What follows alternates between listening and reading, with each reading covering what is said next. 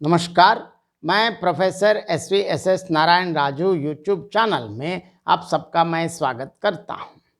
आधुनिक हिंदी नाटक प्रयोग प्रयोगधर्मिता इस श्रृंखला में अब आगे आधुनिक हिंदी नाटक और प्रयोगधर्मिता के विविध स्तर या विभिन्न प्रकार क्या है, अब इसके बारे में संक्षेप में हम चर्चा करेंगे। हम सब जानते हैं, जब भी हम आधुनिक हिंदी नाटक का जो भी नाटक से संबंधित या नाटक की विशेषताएं जब भी हम बात करते हैं तो भारतेंदु हरिश्चंद्र से हम आरंभ करते हैं।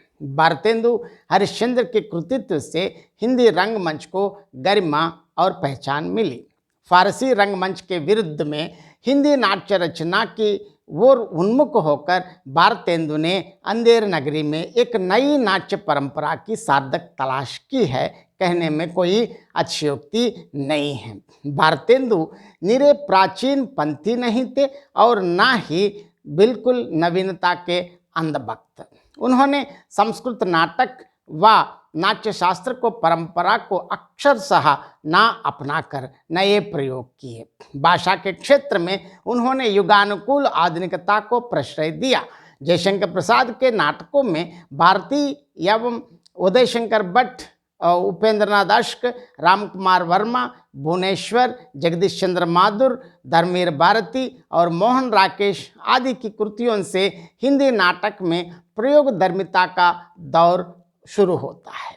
वे नाटक में नवीन विषय तथा रंग प्रयोग की दृष्टि से लेकर अवतरित हुए। अस्तित्ववादी नाट्य परंपरा तथा विसंगत नाट्य शैली की परंपराएं विकसित हुई। इन नाटककारों ने न केवल अपनी किसी एक अछूती प्रवृत्ति द्वारा नाट्य साहित्य में अपनी पहचान नहीं बनाई, बल्कि उनके नाटक नाट्य परंपरा के पुनराविष्कार और अनेक नवीन प्रवृत्तियों के दिग्दर्शक हैं।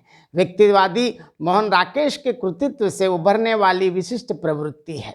उनके नाटकों में भारतीय परिप्रेक्ष्य में अस्तित्ववादी दर्शन की परिणतियां देखी जा सकती है।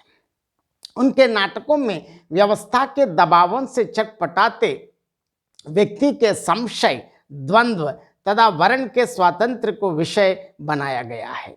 आधुनिक हिंदी नाटकों की व्यक्तिवादी, अस्तित्ववादी, असंगत नाट्य शैली तथा नवीन सामाजिक राजनैतिक संबंधों के निरूपण की प्रवृत्तियों का अपेक्षाकृत अधिक संतुलित और प्रयोगात्मक नई दृष्टि के साथ उपयोग करने वाले कई प्रतिभाशाली नाटककारों में मणि मधुकर, सुरेंद्र वर्मा, विपिन कुमार अग्रवाल, रमेश बख्शी, भीष्म साहनी, मृणाल पांडे, मृदुला गर्ग, सर्वेश्वर दयाल सक्सेना, दया प्रकाश सिन्हा, अमीद उल्ला, ब्रजमोहन शाह और रामेश्वर प्रेम आदि उल्लेखनीय हैं। वस्तुशिल्प, नाट्य शिल्प तथा रंग शिल्प की दृष्टि से प्रसादोत्तर युगीन हिंदी नाटकों में निरूपित नवीन प्रवृत्तियों की निष्पत्ति के द्वारा उभरने वाली प्रयोग की नई दिशाओं की गणना 4 वर्गों में की जा सकती है। काव्य नाटक और नाटक में मिथक तथा इतिहास की नवीन व्याख्या। दूसरा, व्यक्तिवादी तथा अस्तित्ववादी परंपरा का प्रभाव। तीसरा, विसंगत नाटक। और चौथा अंतिम, लोकनाट्य और लोक कथाओं से प्रभावित नाटक। ये प्रवृत्तियां हिंदी नाटकों की प्रयोगधर्मिता की नई दिशाएं उन्मीलित करती हैं। लक्ष्मीनारायण लाल, सुरेंद्र वर्मा और शंकर शेष की नाट्य प्रकृतियों में व्यक्तिवादी तथा अस्तित्ववादी प्रवृत्तियां देखी जा सकती हैं। मोहन राकेश की कृतियों में विशेष रूप से नई प्रयोगधर्मिता के साथ व्यक्तिवादी तथा अस्तित्ववादी प्रवृत्तियों का प्रतिफलन हुआ है। आधुनिक हिंदी नाटक के विकास में प्रयोगधर्मिता के महत्व के विवेचन से स्पष्ट होता है कि उसमें नए प्रयोगों का उन्मेष 3 स्तरों पे हुआ है: वस्तु के स्तर पर, नाट्य शिल्प के स्तर पर और रंग शिल्प के स्तर पर।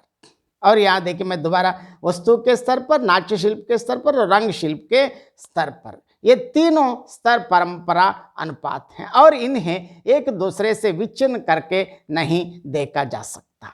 प्रयोग के इन तीनों प्रकारों से समन्वित समग्र प्रयोगधर्मिता के द्वारा के स्तर पर नए विषयों का निरूपण करने की प्रवृत्ति बढ़ी है। इन नाटककारों ने पुराख्यानों की आधुनिक संदर्भों के अनुकूल नवीन ढंग से व्याख्या की है।